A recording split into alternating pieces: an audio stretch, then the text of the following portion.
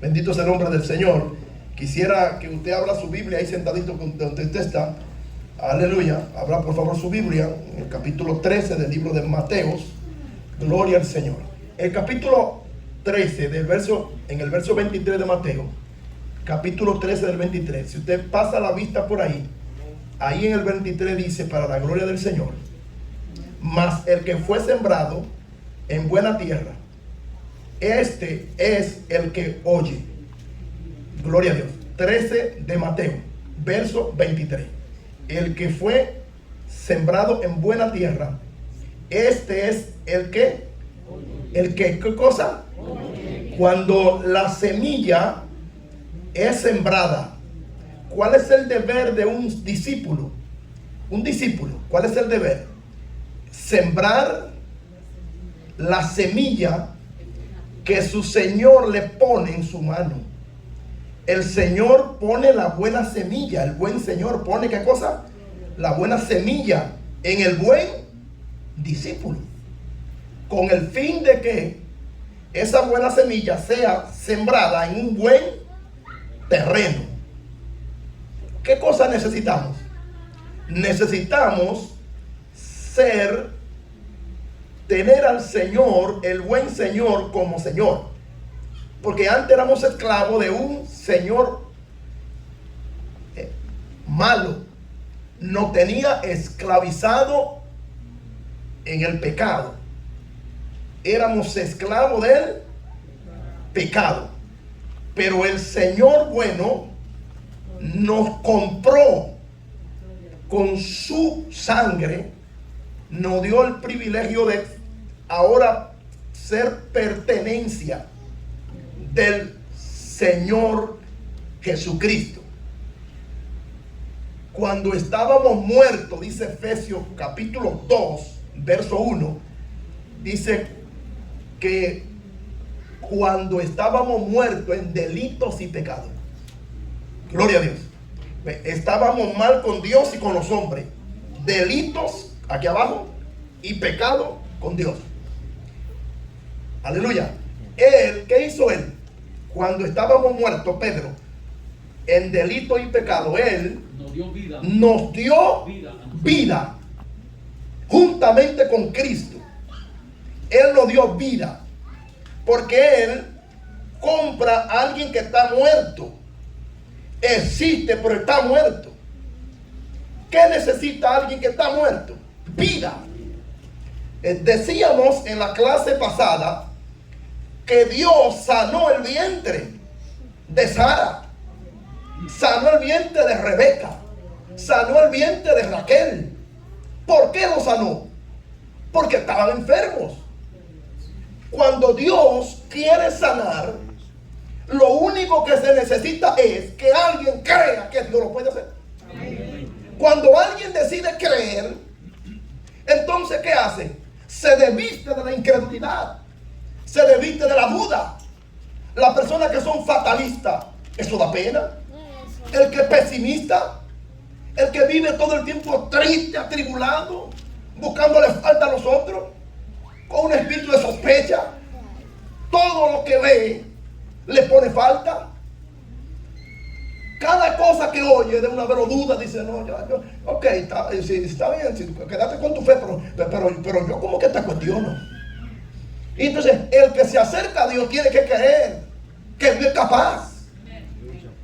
Todo aquel que decide creerle a Dios va a ver la gloria de Dios.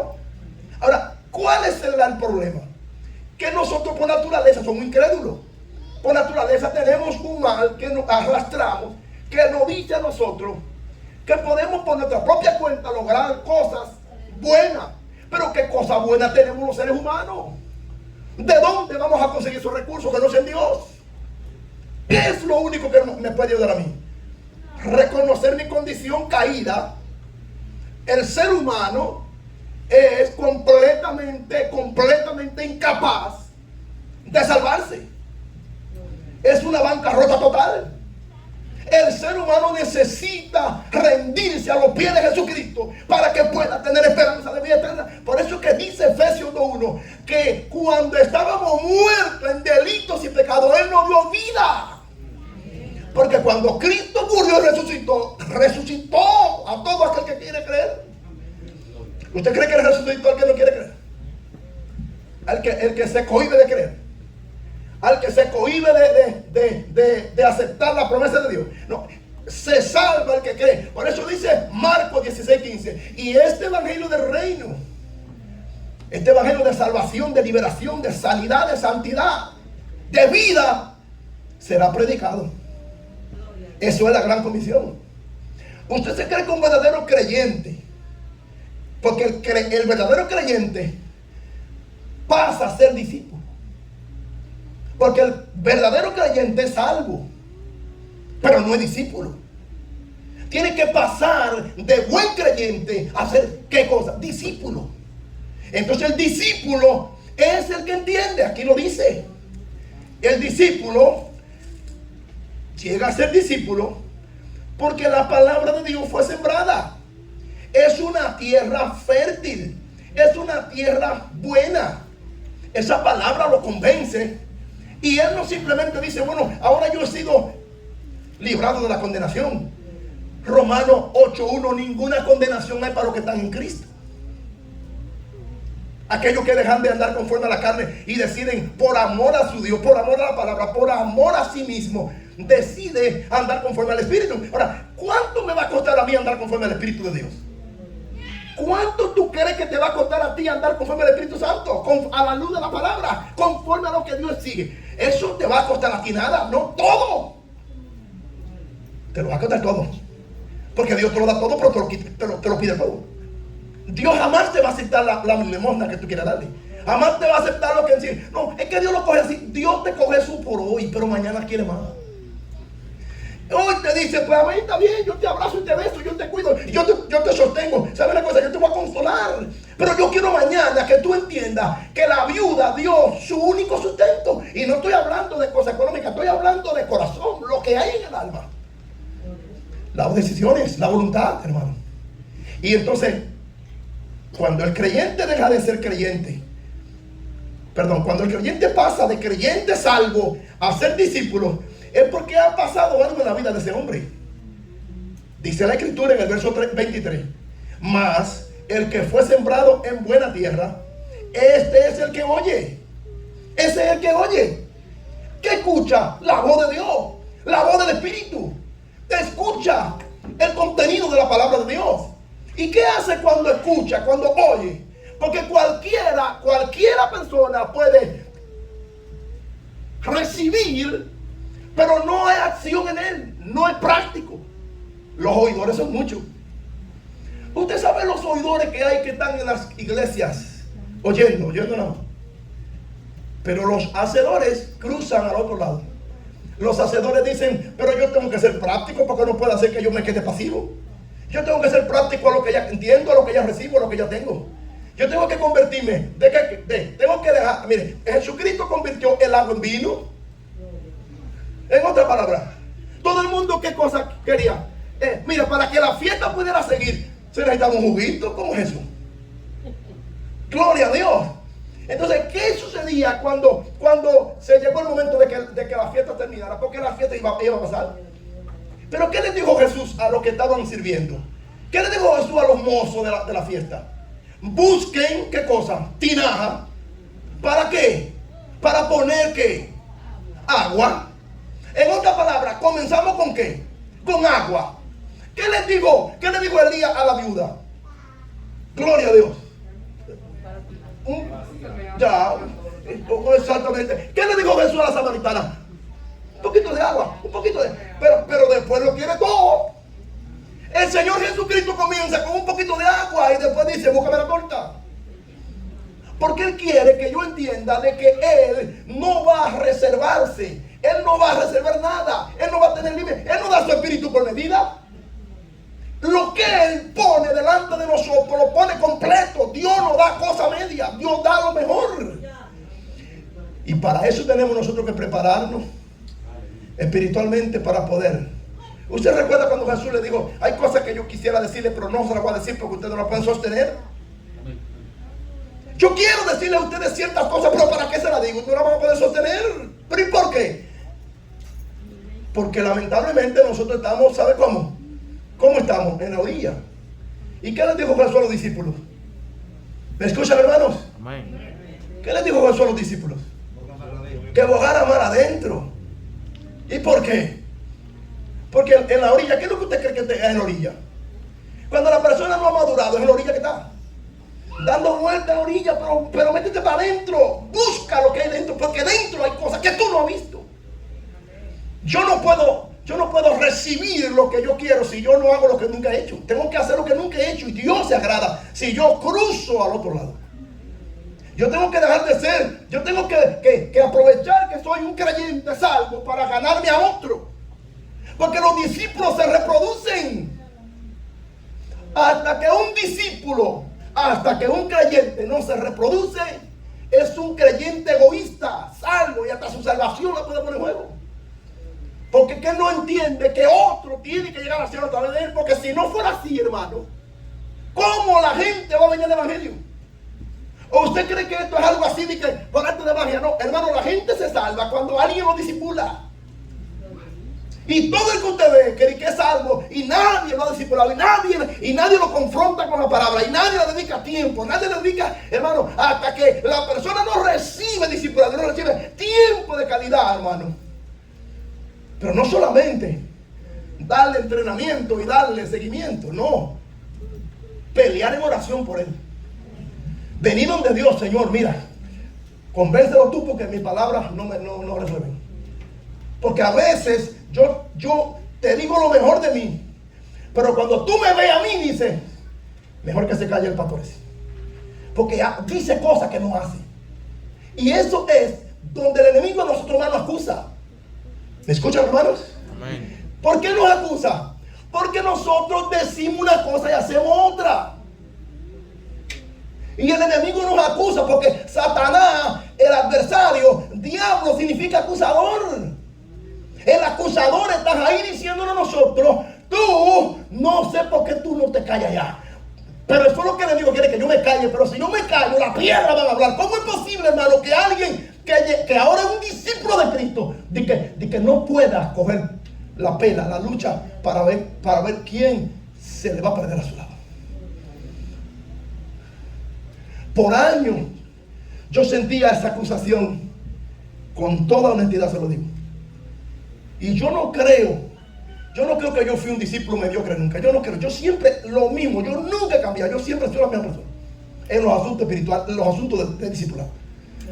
Pero yo reconozco que había esa batalla en mí. Que yo sentía que cuando los predicadores hablaban de ganar al perdido, de la oración, yo decía, yo soy uno de esos, porque yo debiera orar más. Porque yo debiera buscar más el corazón de Dios. Yo debiera obedecer más. Yo debiera ganar más. Yo debiera... y ahí fue que nació el tratado de los 5 pasos. De ahí, con esa lucha, con esa agonía, yo decía, pero es que yo no me siento bien, porque yo sé que yo tengo que obedecer a Dios. Porque el que no hace la gran comisión, tarde o temprano, Dios lo va a tener que chocar. Dios lo va a tener que confrontar con la palabra. Tiene que hacer la comisión, porque no es un favor, es una orden. Él dijo, y hacer discípulos a todas las naciones. Y ese discipulado, cuando tú coges la palabra de Dios y tú se la introduces a alguien en su corazón y en su mente, hermano, esa persona tiene la oportunidad de crecer. Tiene la oportunidad, hermano, de conocer el bien y el mal. Llegará el día que decida si se vaya al cielo o al infierno. Porque ya Dios dijo que quiere que todo aquel que en él crea no se pierda, mas tenga vida eterna. Dios no dejó afuera a nadie. Dios introdujo a todo el mundo hacia adentro. Todo ser humano está destinado a salvarse. Nunca haga, no, mira, no use nunca ese término. No que yo soy la salvación. Mira, no use ese término, por favor. Que todos los seres humanos son de salvación. Ni mucho menos el término, mira, ese hijo de condenación. Eso no es así, eso no es lo que la Biblia dice. Todos fuimos incluidos cuando Cristo murió en la cruz de Calvario. Lo que no nos queremos salvar somos nosotros, porque amamos más las cosas de este mundo, porque amamos más la apariencia, porque amamos más las cosas que perecen. ¿Cuántos años usted cree que le quedan a usted por ahí figureando? No le queda mucho, porque si no es una cosa va a ser la otra. Lo único que podemos hacer es mirar, hacer un inventario, una evaluación. observar bien lo que la palabra de Dios establece, hermano. Miren esta mañana. Mas el que fue sembrado en buena tierra, cuando la semilla fue sembrada en buena tierra, un individuo que recibe salvación y liberación y recibe la paz de Dios, y su nombre es inscrito en el libro de la vida. Todo aquel que está inscrito en el libro de la vida debe entender de una manera clara que esa persona va a oír la voz de Dios, va a oír el lenguaje de Dios, va a entenderlo. Dice, oye y entiende la palabra. Eso dice el versículo 13. Por favor, eso dice. ¿Qué cosa dice? Que cuando la semilla cae en buena tierra, ¿qué sucede? Hermana Martínez, no Martínez, ¿qué sucede? Aquí, ¿qué sucede? Cuando cae en buena tierra, que oye, ahí está, ahí está. Usted ve que todo está ligado a la palabra. Esto no, brincando, danzadera, aleluya, gozo, que estoy con... Hermano, esto no es evangelio. El evangelio está ligado al extracto de la palabra, la esencia de la palabra. Porque Cristo es la palabra, Cristo es el verbo, y Cristo se hizo carne. Y el que come mi carne y bebe mi sangre tiene vida eterna. Y no estamos hablando de tomar y comer. Estamos hablando que el que no se parece a Cristo, ¿a quién se parece? El carácter de Cristo, el diseño de Cristo.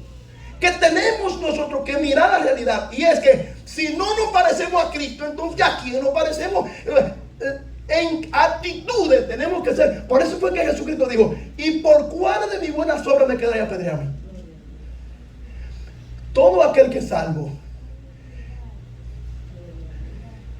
es salvo porque una semilla buena que viene del Padre. Cristo dijo, yo soy el maná que descendió del cielo. Cristo, la palabra, el verbo, la salvación.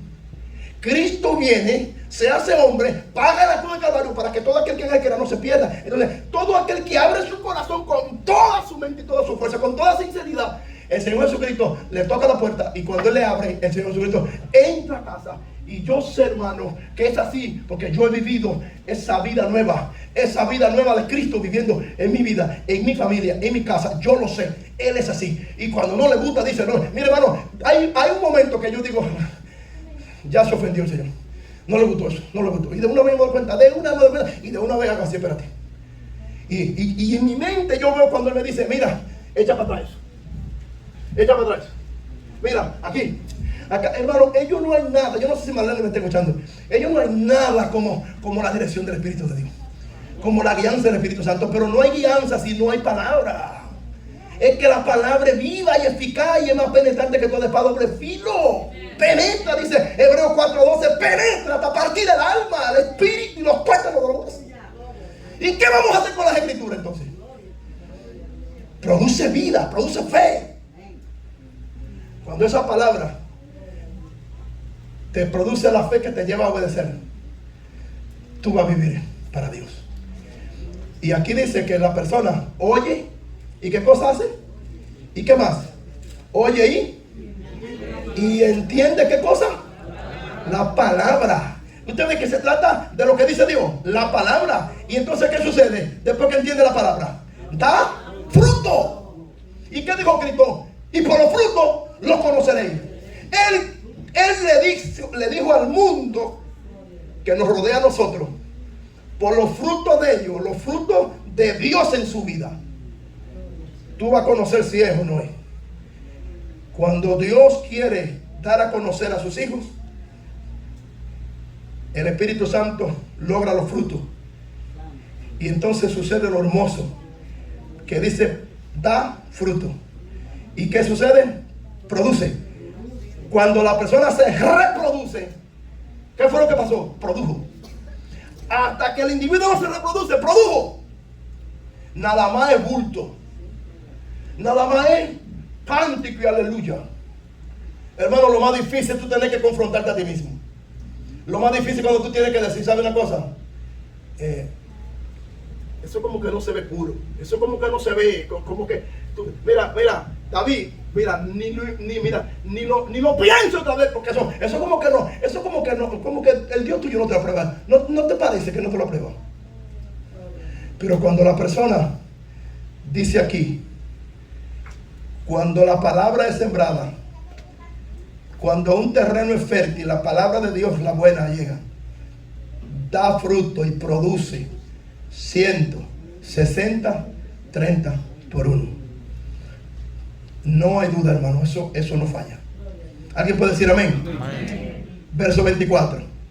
El reino de los cielos, dijo el Señor, que era semejante a un hombre que sembró la buena semilla en su campo. Usted está mirando, aquí está la explicación. La buena semilla en su campo. Verso 25. Pero mientras, ¿qué pasó? Mientras que dormían, ¿quiénes?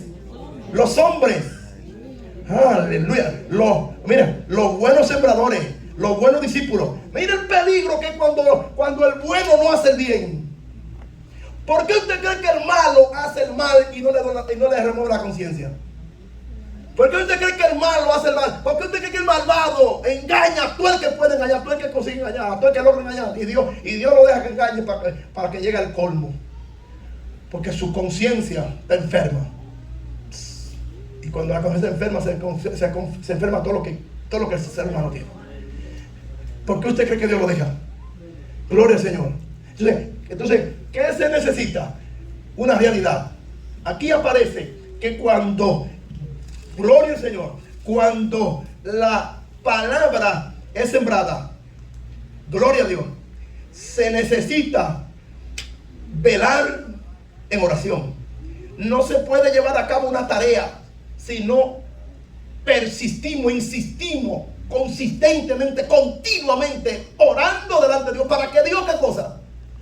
Para que Dios nos ilumine, para que Dios qué cosa nos advierte, y para que Dios diga, te equivocaste, no, por ahí no, cuidado, no, para que Dios, porque si Dios no interviene, si Dios no interrumpe mi imprudencia y mi insensatez y mi torpeza y mi vanidad y mi orgullo y mi mundo de pecado y mi mundo natural, si Dios no interviene, hermano, yo voy a estar en una casa donde todos los utensilios son santos, pero yo no puedo entender que a mí también me demandan, porque yo vivo en esa casa, porque yo soy parte de ese pueblo. Yo no soy uno que está afuera, estoy adentro.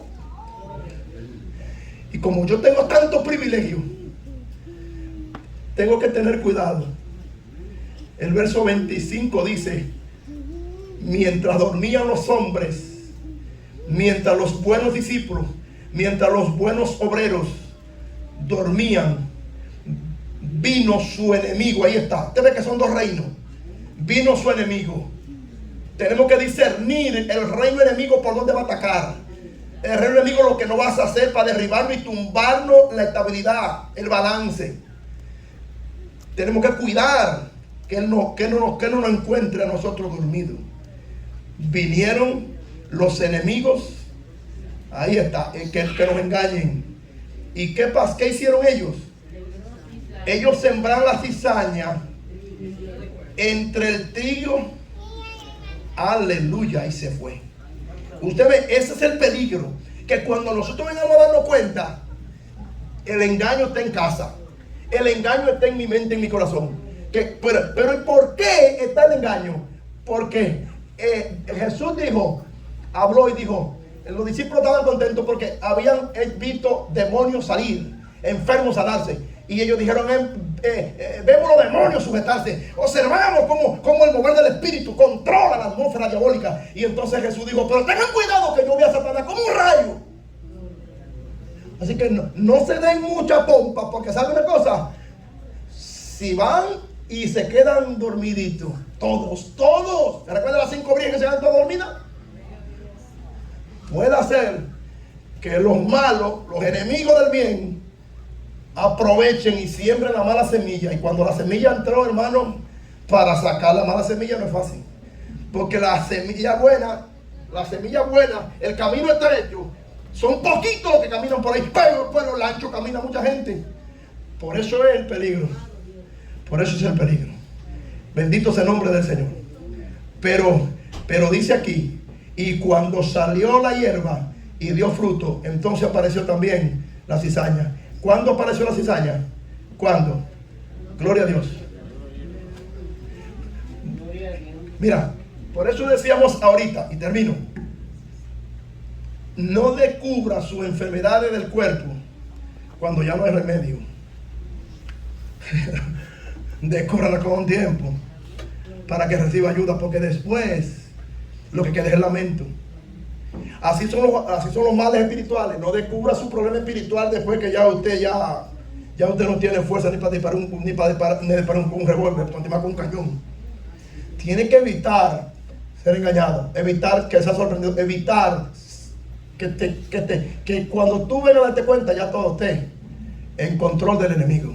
Porque la cizaña se pone fuerte juntamente con el trigo. Y son idénticos. Porque el enemigo es un imitador e imita todo lo de Dios. Y lo triste es que los que son sanos, los que son ingenuos, ¿saben lo que dicen? Pero pues yo todo el tiempo creía que era trigo. Deja quieto que pasen los años para que cuando pasan los años, entonces tú dices, ay, pero jamás me podía imaginar que era cizaña. Sí, porque son idénticos y crecen juntos. Pero ¿cómo que crece la cizaña? Enredada en el trigo. Que Dios nos ayude, hermanos. Por favor, póngase de pies. Gracias. Aleluya. Poderoso el Señor. Poderoso el Señor. Aleluya. Todavía el altar se abre para alguien. Todavía se abre el altar para alguien que quiera pasar al altar.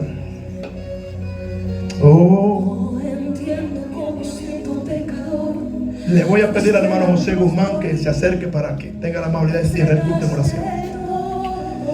Aleluya. Oh, gloria a Dios. Gloria a Dios. Bendito es el Señor. Aleluya. Gracias te damos, Señor, en esta hora. En este hermoso día, Señor, que tú nos permites venir a tu casa, adorarte y glorificar tu nombre. Gracias por la palabra que hemos recibido en este día, Señor. Gracias por tu presencia. Gracias por tu amor y por tu cuidado por cada uno de nosotros, Señor amado, en el nombre de Jesús. Padre, mira que en esta hora vamos a despedirnos de este lugar, jamás de tu presencia, porque tu presencia mora en cada uno de nosotros, sino de este lugar, Padre, pidiéndote que tú nos lleves a nuestros hogares con la bendición del Padre, del Hijo y del Espíritu Santo.